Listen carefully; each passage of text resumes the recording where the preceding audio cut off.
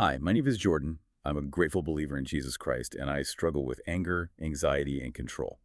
Welcome back to the Crosstalk Cafe, everyone. Today we're looking at Proverbs chapter 3, verses 5 and 6, exploring what happens when we stop leaning on our own finite human understanding and start letting God direct our paths. But before we look at the Word of God together, Chris, I was thinking about how so many of us in recovery spend years trying to quiet our stress, but we're still fueling our minds first thing in the morning with high-octane caffeine. That's why I'm so glad to welcome our brand partner, Savorista Coffee. Hi, my name is Chris. I'm a grateful believer in Jesus Christ, and I struggle with anxiety, shame, and OCD. Oh, absolutely, Jordan. Savorista hits right at the heart of the recovery lifestyle. Their founder, Kate Brown, created craft decaf and half-calf coffee out of her own story of realizing caffeine was just amplifying her stress. Her whole focus is built on less hustle and more intention. Our listeners can go to savorista.com and enter the promo code PCBC to get 25% off. It really helps you pause and savor life instead of constantly running on high alert overdrive. And speaking of creating a calm space for mind and body, another major area where we need rest is getting actual restorative sleep. That's why we are also so grateful to welcome Cozy Earth to the cafe today. And listeners, take note, right now from July 8th through July 14th, our Cozy Earth discount automatically increases to a huge 30% off. That is such an incredible deal, Jordan. Cozy Earth completely redefines sleep comfort with their bedding and pajamas made from premium viscose from bamboo, which naturally wicks moisture to keep hot sleepers cool and dry all night long. Thousands of five-star customer reviews call these sheets buttery soft, and they back everything with a 100-night sleep trial and a 10-year warranty. Our listeners can head over to CozyEarth.com and use that exact same promo code, PCBC, to get that limited time 30% off any product between July 8th and July 14th. Be sure to take advantage of that 30% discount this week. And because we earn a commission when you use our code PCBC at checkout for either of these brands, you're directly supporting the show and the ministry here at the cafe. But now, Chris, let me turn things over to you. Today we're talking about the problems that come from trusting our own earthbound logic. And I know you have a story from when you were 21 years old about how leaning on your own understanding completely blew up in your face. Oh man, yeah. The fallout was just entirely undeniable. And, looking back now, it's actually almost terrifying how easily I convinced myself that my own terrible ideas were brilliant. Right. It always makes sense in our own heads, doesn't it? Oh, totally. But to really set the stage for you listening, you have to understand my exact mindset at the time. So I was 21 years old. I had just walked into my very first real full-time professional role. I was the administrative assistant for this massive regional community center. Okay, so that's a pretty big deal at 21. It was huge. And at that age, when you finally get a desk with your name on it and like an official email address, there's this heavy, unspoken pressure. You feel this overwhelming drive to prove that you didn't just, stumble into the job. Yeah, you want to prove you genuinely belong there. Exactly. I wanted them to think I was the smartest hire they had ever made. I know that feeling so intimately. You walk in on day one and you just want to project this impenetrable aura of absolute competence. There's so much self-imposed pressure right out of the gate to never show a single crack in the armor. Right, to never let anyone suspect that you might be in over your head. And I was deeply invested in maintaining that illusion. I was just so eager to show my supervisor, and really the whole staff, that I was highly capable, incredibly organized, and above all else, completely independent. Independent. Yeah, that's a dangerous word right there. It really is. I wanted my boss to walk past my desk, see me managing the files, and think, wow, she has every single variable perfectly under control. And honestly, for the first few months, I actually thought I was pulling it off. I felt like I was holding the whole operation together. But then reality hits. Yeah. The reality of my own limitations arrived. We were exactly 3 weeks out from the community center's massive annual weekend conference. And this wasn't just like a small weekly meeting. This was the flagship event of the year. So high stakes. Incredibly high. It drew hundreds of people from all over the region, featured multiple keynote speakers, fully catered lunches, the works. So I'm sitting at my desk, quietly reviewing the master schedule spreadsheet, and all the blood just completely rushed out of my head. Oh no, what did you see? I had made a massive, undeniable logistical error. Yeah. I had double booked two very large, very distinct community groups into the main auditorium for the exact same Saturday morning time slot. Wow. I have to stop you right there because I want everyone listening to really feel the weight of that exact second. Yeah. That is the kind of realization where the floor just completely drops out from under you It really does. You can't breathe. because you aren't looking at, a minor typo on a brochure. You are staring at a physical impossibility. Two massive groups of people, one physical room, the exact same starting time. Your brain just has to process that you have engineered a complete disaster. Yeah, the physical panic was entirely overwhelming. My heart rate spiked, my hands got super clammy, and the adrenaline just totally flooded my system. But what's truly fascinating, and what brings us to the core of what we're discussing today, is the mental gymnastics that followed right after that initial wave of panic. Because there's always a choice in that moment. Right. I mean, the logical, healthy, mature response would have been to stand up, walk 30 feet down the hallway, knock on my supervisor's door and say, hey, I made a huge mistake on the schedule and I need your help to fix it before the event. Yeah, or at the absolute very least, you should have stopped, taken a breath, and prayed for a minute to ask God for some clarity on how to handle it honestly. Exactly, because the problem is purely logistical at that point. It's just a math problem. 2 groups, 1 room. The resources are there to fix it if you just bring it into the light. But our brains don't interpret it as a logistical problem in the moment, do they? They interpret it as a survival threat. That is exactly what happened to me. My own finite human understanding just violently seized the steering wheel. The moment the panic hit, my internal logic immediately began screaming at me. It told me, if you tell anyone about this, if you admit this error, they will immediately realize you are completely unqualified for this job. Wow.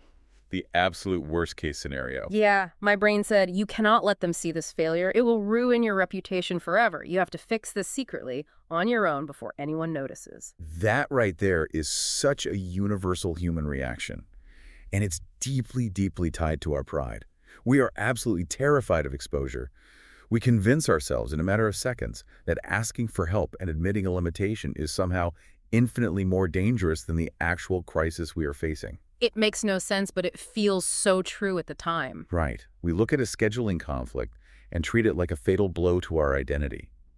So your logic dictates that you must become an absolute secret agent to fix a massive public event. A secret agent with an incredibly destructive plan.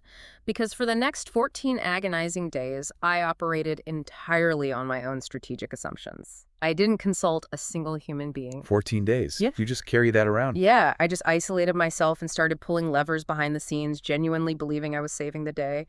I made all these frantic, confusing side arrangements with our caterers to try and split the food service into 2 different wings of the building, completely without explaining why. Oh, that's just begging for confusion. It was. I actually logged into the master system and quietly shifted the times on the printed schedules. But, and here is where the logic reveals itself to be total madness, I didn't actually reach out to verbally inform the workshop speakers about those time shifts. Wait. I need to make sure I'm following the absurdity of this. You changed the time they were supposed to speak on the official printed piece of paper, but you deliberately chose not to inform the actual human beings who were giving the speech. Yes. I really want to understand the thought process there. Did your brain genuinely think they would just magically show up at the new time? Or were you so paralyzed by the fear of being exposed that you just completely blocked out that part of reality? Honestly, I was completely blinded by the fear of exposure. In my mind, the piece of paper was the reality. If the paper was fixed, the problem was fixed. I couldn't see past my own immediate desire to hide the mistake. My logic told me that if I called them to explain the change, they'd ask too many questions and my cover would be blown. So you just bet on a miracle, basically. Pretty much. And because my vision was so narrow, the decisions just kept getting worse. Because I still had 2 massive groups and only 1 main auditorium, right? So I decided, completely unilaterally, to move one of those large groups into an overflow room down this really remote hallway. Okay, and I'm guessing that room wasn't ideal. Not even close. But because I was doing this entirely in secret, terrified of someone asking what I was doing, I didn't verify the room setup. I didn't even walk down there to check it. That overflow room was completely unequipped for a large presentation. Oh, no. Yeah. It didn't have proper audiovisual equipment. It lacked adequate seating. It was just a totally inappropriate, cramped space for what this specific group had been promised. You're literally building a trap for yourself. Yeah. You're constructing this massive, fragile web of lies and assumptions. But here's the most terrifying part. For those 14 days, inside the echo chamber of my own mind, I genuinely believed my elaborate plan was brilliant. You thought you were fixing it. I really did. I viewed it as a total masterpiece of independent problem solving. I went to sleep at night. Well, I tried to sleep. My stomach was totally in knots, but I would lie there thinking I had completely saved the day through my own sheer intellect and resourcefulness.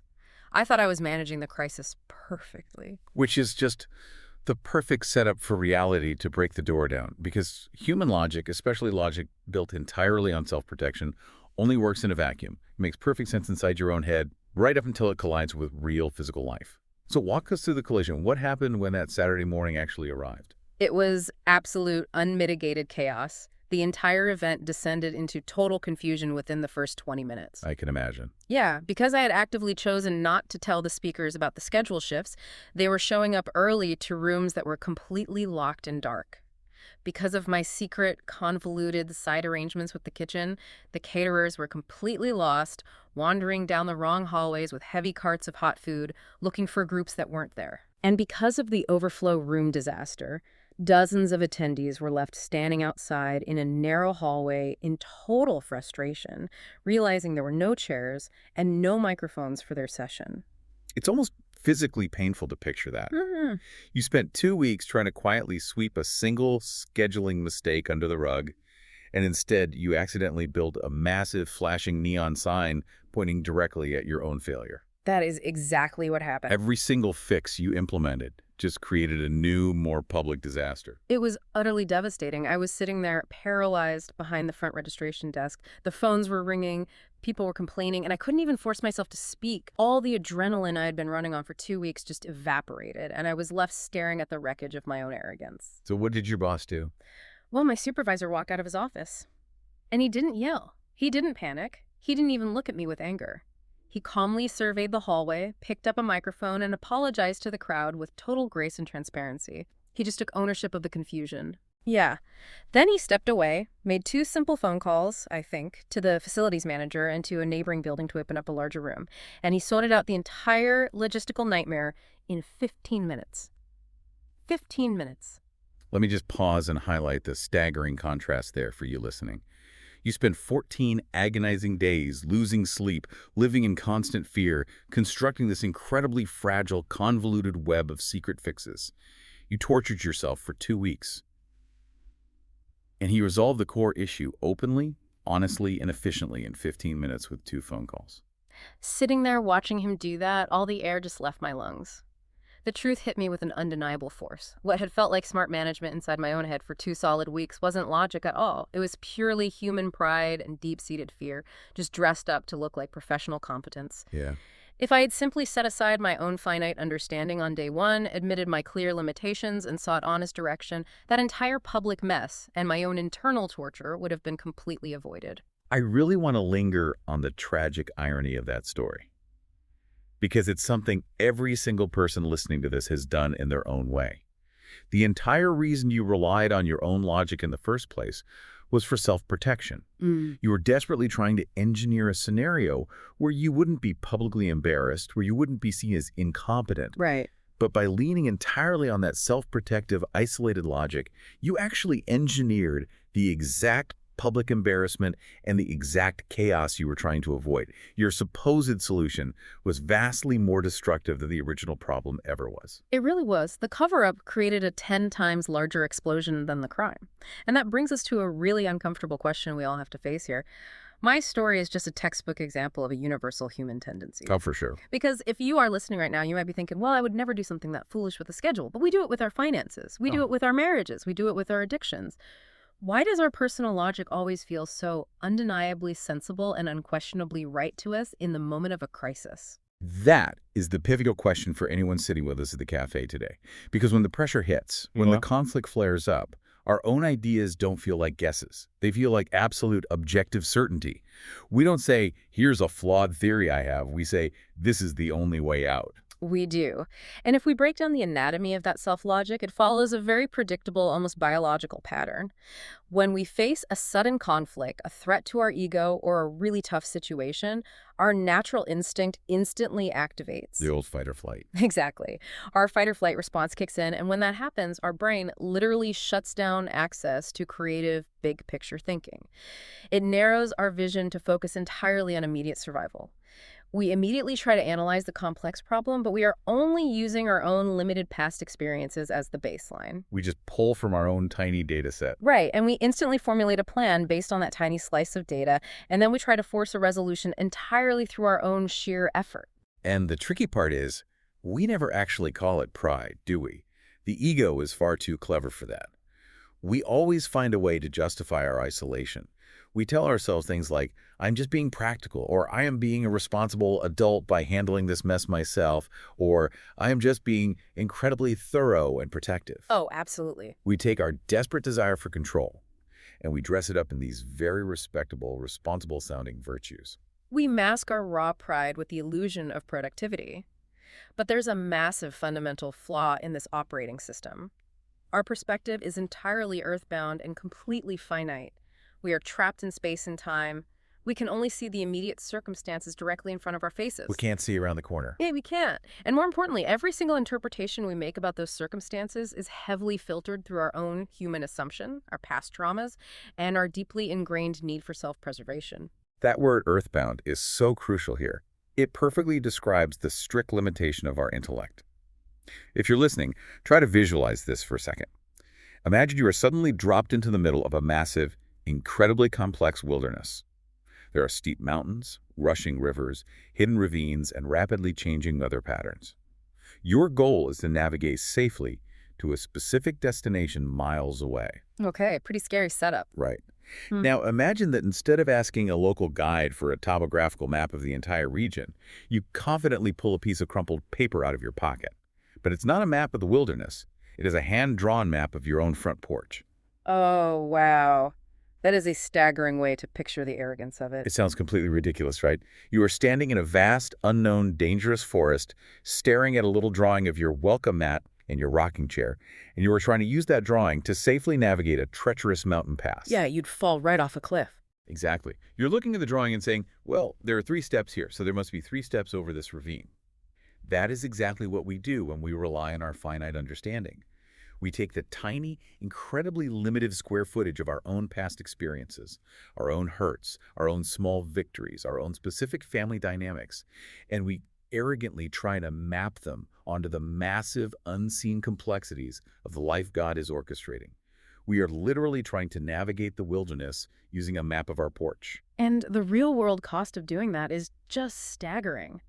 By treating our limited, porch-sized logic as the ultimate authority in our lives, we create so much unnecessary wreckage.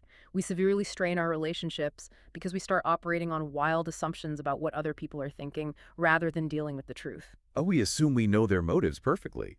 We do. We create financial disasters because we assume we can outsmart the market or hide our debt. But the absolute greatest cost, the true tragedy of self-reliance, is that we entirely miss out on God's steady, reliable guidance. We are so busy staring down at our little hand-drawn map, so obsessed with our own cleverness, that we completely ignore the guide who is standing right next to us, the one who actually knows the way through the forest. Which is exactly why this whole system has to be abandoned. Because our logic is fundamentally flawed and entirely earthbound, we cannot trust it to lead us to peace. We need a completely different operating system. And this brings us right to the heart of what the scriptures address in Proverbs chapter 3, verses 5 and 6. Yes. Those verses provide the direct, unyielding antidote to our self-reliance. The instruction is incredibly clear, but it goes against every natural instinct we have. It says, "Trust in the Lord with all your heart, and lean not on your own understanding. In all your ways, submit to him, and he will make your paths straight." I really want us to look at the mechanics of that word lean. Lean not on your own understanding. When you lean on something in the physical world, you are entirely transferring your body weight onto it. You are trusting that object to hold you up, to keep you from falling, to bear the load you can no longer carry. Right, like leaning against a wall. Exactly. If I walk up to a solid, reinforced brick wall and lean my shoulder against it, I'm safe. The wall can bear the weight. But leaning on our own earthbound perspective, trusting our own logic to bear the weight of our future, is like putting our full body weight against a rotting, termite-eaten fence post. It's just going to collapse. It is incredibly fragile and completely incomplete. It might hold for a second, it might even feel solid when the weather is calm, but eventually, under the actual pressure of life, it is going to snap, and you are going to fall hard. That inherent fragility is exactly what 1 Corinthians chapter 13, verse 12 expands upon so beautifully. Paul gives us this incredible, vivid imagery to explain why our logic is like that rotting fence post. He reminds us that right now, in this current earthbound reality, we see only a reflection as in a mirror. We know only in part. And to really grasp the impact of that verse, it's so helpful to understand what a mirror actually was in the ancient world. When Paul wrote that, they weren't looking into the pristine, high-definition glass mirrors that we have in our bathrooms today, where you can see every single pore on your face. No, they didn't have that clarity at all. They were looking into polished metal, usually bronze.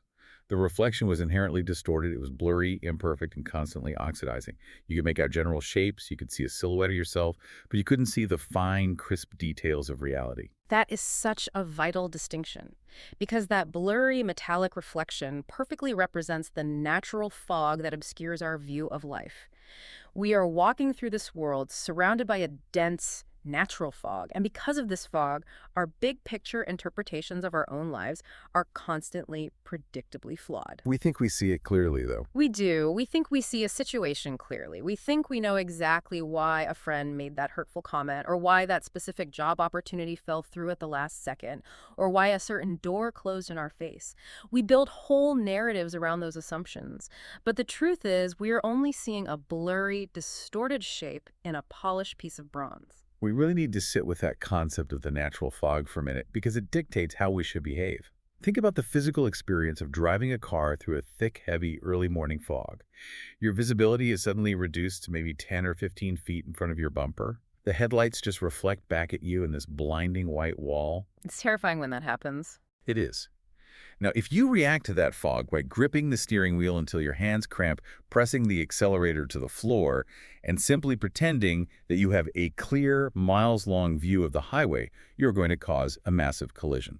It is inevitable. You cannot outdrive your visibility. No, you have to slow down. The only safe, logical way to move forward in a dense fog is to drastically slow down, recognize your severely limited visibility, and follow the painted lines on the road 1 foot at a time.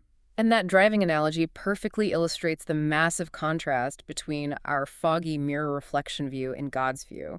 We are in the driver's seat, squinting through the fog, heart pounding, trying to guess what is 10 miles down the road based on a blurry shape that might be a truck or might just be a shadow. Just guessing and hoping for the best. Right. But God is not in the fog. God is above it, behind it, and ahead of it. He sees the complete, unobstructed picture from the absolute beginning to the very end. He understands all the unseen details, the underlying motives of the people involved, the hidden dangers of our circumstances that we don't even know exist yet. Yeah, the stuff we can't even fathom. Exactly. And because he has that complete, flawless view, he knows exactly how to guide our steps toward true peace and stability, steering us around hazards we cannot even see. Which forces a very real, very practical question for all of us sitting here, especially for you listening who might be feeling totally overwhelmed by a current crisis. Yeah. If we finally acknowledge that our logic is flawed and earthbound, and if we accept that we are walking in this natural fog where we only see in part, how do we practically move forward? It's a huge question. How do we live our daily lives without just standing perfectly still, completely paralyzed by panic, terrified to make a single move? That is the exact moment where the immense encouragement of the gospel truth comes rushing in to rescue us. The absolute beauty of this design is that we do not need a flawless, complete understanding of God, nor do we need a perfect, crystal clear view of the future in order to trust Him today. If you're listening, let that sink in, because that is such a profound relief to hear. I think so many of us operate under this false belief that before we can take a step in faith, we have to have the entire theological framework figured out. We feel this immense crushing pressure to have a massive 5-year plan drawn up, peer-reviewed, risk-assessed, and notarized before we can feel any sense of security. We absolutely crave the certainty of the atlas. We want to see the whole map before we even pull out of the driveway. But that is simply not how God operates, and we desperately need to redefine what His guidance actually looks like in practice. Yeah, we have the wrong expectations. We really do.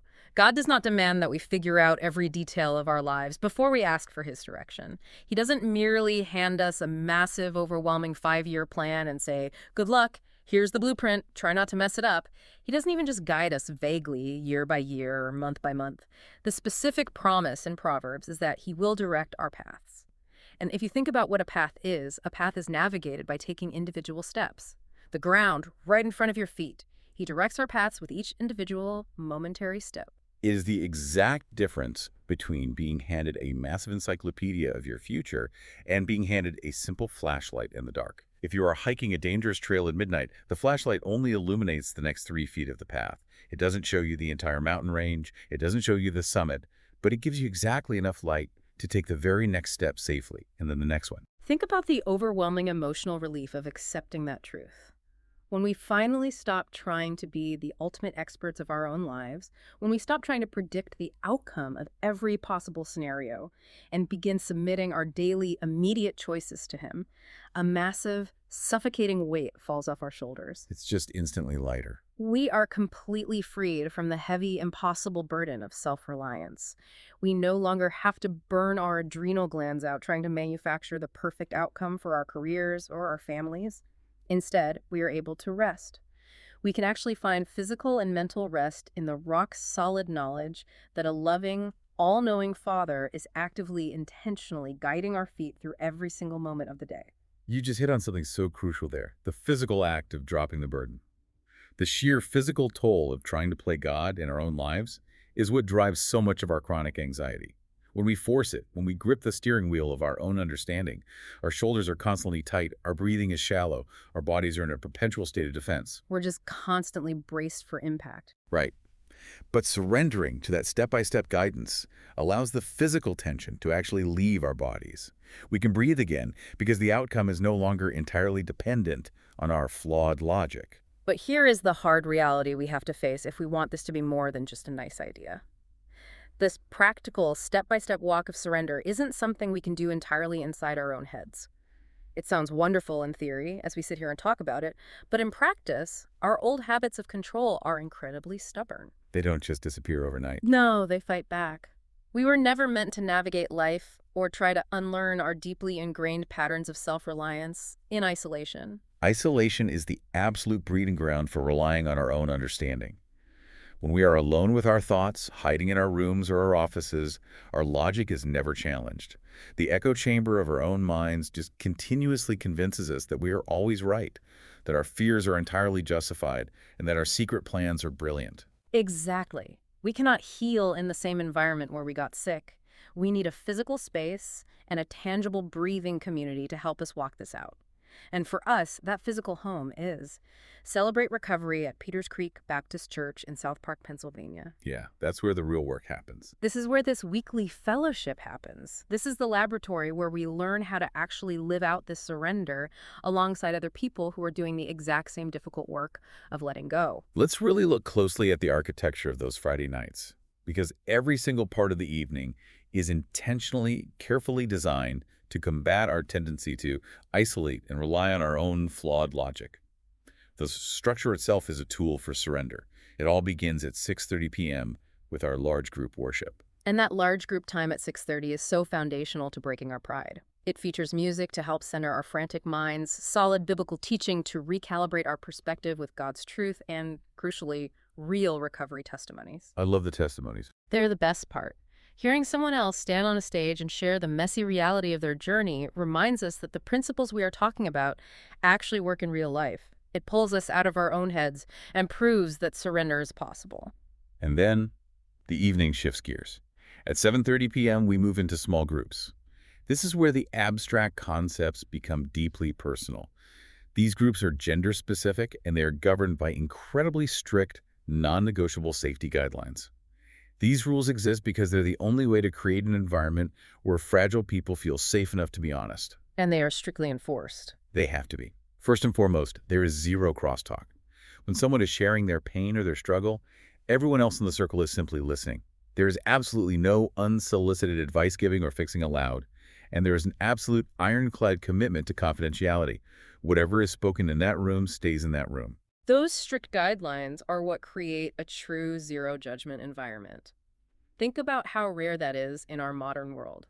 When you know with absolute certainty that no one is going to interrupt you, no one is going to correct your theology while you are crying, and no one is going to try to manage your problems, you can finally drop the heavy mask of competence. It's so freeing. It is! You can safely share what is actually going on in the darkest corners of your heart without the terrifying fear of being managed or manipulated by someone else's logic. I really want to push on that no fixing and no advice giving rule for a second because it ties directly back to everything we've been discussing today about human logic. We spend our whole lives arrogantly relying on our own logic to try and fix our own problems, and it repeatedly fails. But our arrogance goes even further. We also absolutely love to use our finite, earthbound logic to try and fix other people's lives. Oh, we do. It is such a massive blind spot for us. We sit in a circle, we hear someone sharing a deeply painful struggle, and instantly our minds are formulating a 5-step action plan for how they should handle their spouse or their boss. We just can't help ourselves. We silently judge their choices because we assume that just because we are standing outside their specific fog, our logic is somehow flawless and objective. But it's the exact same flawed porch map operating system. We don't know the unseen variables in their life any more than we know them in our own. Small groups systematically train us to stop trying to play God in the lives of the people around us. When we are strictly forbidden from giving advice or trying to fix the person across the circle, we are forced to surrender them to God's care. Wow. Yeah. We have to sit with the discomfort of their unresolved pain and trust that God can direct their paths step by step, just as He is directing ours. It breaks the addiction of relying on human understanding, not just internally for ourselves, but in how we relate to every single person around us. That is such a powerful connection to make. The discipline of staying silent while someone else hurts is an act of profound trust in God. And that perfectly sets up the final part of the evening, because once small groups wrap up, at 8:30 p.m., we open up the Crosstalk Cafe. The best time of the night. Exactly. This is the relaxed space, the structured, intense time is over, and this is where we actually practice building healthy, authentic relationships. It is the time to connect with sponsors, to grab a snack, to laugh, and to really talk about how we put these truths into practice during the mundane moments of the week. It's where a room full of strangers actually becomes a family. It is the perfect environment to practice leaving our own understanding at the door and simply walking together in the fog, relying on the light God provides. And speaking of the power of walking together and sharing our stories, we have a very special opportunity coming up during that 6:30 p.m. large group worship time to see this total surrender in action. We really do, and I am so excited for this. This Friday, July 17th, 2026, one of our very own, Christine Stash, will be taking the stage to share her personal testimony at Celebrate Recovery. There is immense, life-altering value in the story of a changed life. When we sit in isolation, locked in our own minds, our flawed logic constantly tells us that our situation is entirely unique. It tells us that no one else in the world could possibly understand the massive mess we are in, and that there is simply no way out. Yeah, the enemy wants us to feel completely alone. But there is nothing quite like hearing someone stand up, open their heart, and tell the unvarnished, completely honest story of what God has done in their darkest moments. It totally shatters the powerful illusion of isolation. Christine's testimony is going to be a profound reminder that no one walks their difficult road alone. When you sit in that room and hear someone detail their own desperate struggles with self-reliance, their own failed attempts to fix their life with their own logic, and then share how actual hope and healing began to take root the exact moment they fully surrendered to Christ, it does something to you. It changes you. It gives you the courage to take your own next step. It moves all these concepts we've been talking about from abstract theology into concrete, undeniable reality. So we want to make sure you have the exact logistics for this because you do not want to miss it. It is happening this Friday, July 17th at 6:30 p.m. in room 203. All those 18 and older are entirely welcome to attend. And we strongly, strongly encourage you to bring a friend with you. Yes, definitely bring someone along. You truly never know whose life a single, honest story might change. A friend might be sitting exactly where you were at 21, tangled up in their own frantic self-protective plans, utterly terrified of being exposed. And hearing Christine's story might be the exact spark that prompts them to finally let go of the steering wheel. It really is an open, heartfelt invitation to step out of the exhaustion of doing it your way. If you are listening today and you live in the local South Park or Bethel Park area, we are directly inviting you to join us this coming Friday night. Come take your next step in a safe, incredibly supportive environment where you don't have to pretend to have all the answers. You can just show up exactly as you are. And if you are tuning in from outside Western Pennsylvania, you do not have to miss out on this kind of life-changing community. You can find a safe, Bible-centered recovery fellowship right near your own neighborhood by visiting crlocator.com and entering your zip code. The support is out there, the community exists, and you absolutely do not have to figure this out alone anymore. If you have questions about anything we've discussed today, or if you just want to know more about getting connected with us locally, you can reach out directly to our leadership team.